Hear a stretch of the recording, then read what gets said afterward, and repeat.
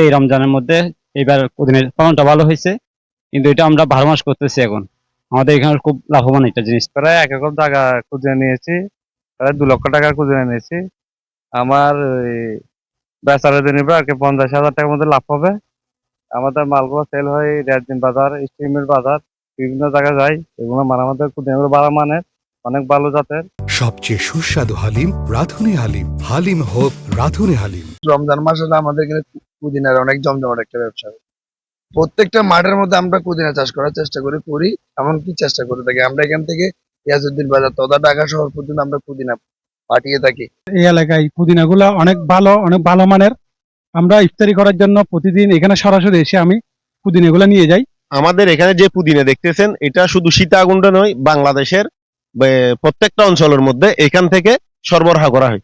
প্রায় 500 কৃষক ভাই পুদিনা চাষ করেছে। পুদিনা আমরা জানি একটি অত্যন্ত ঔষধি গুণ সম্পন্ন ফসল। এটা ছোট ছোট আটি করে কৃষক ভাইয়েরা বাজারে বিক্রি করেন এবং প্রতিটি আটি এই রমজানে প্রায় 15 থেকে 20 টাকা দরে বিক্রি হয়ে থাকে। তো এই কারণে এটার বাজার মূল্য বেশ ভালো।